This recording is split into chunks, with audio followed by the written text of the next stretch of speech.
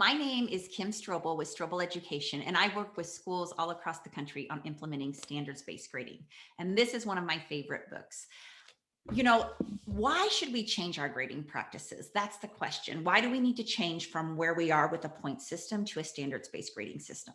Well, I love what Douglas Reeves said. He said, if you wanted to make one change that would immediately reduce student failure rates, then the most effective place to start would be challenging prevailing grading practices.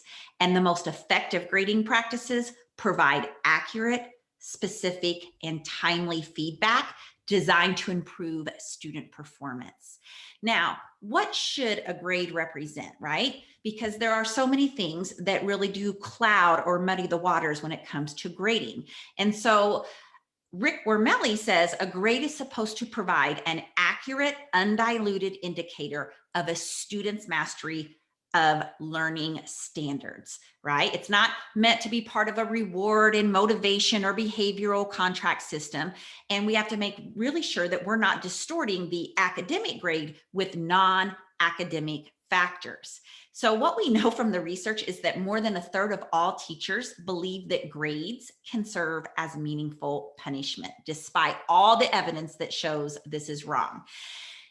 There's also a lot of research that shows that there's very little relationship between the grade a teacher gives and whether or not the student is actually showing proficiency.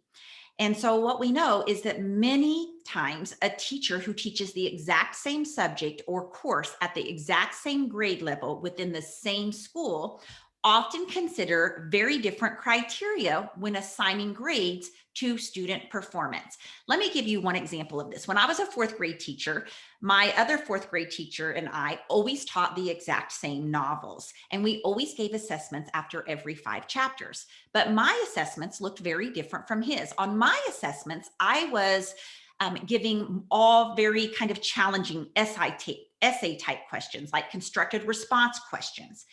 On the other hand, he was giving 25 multiple choice questions.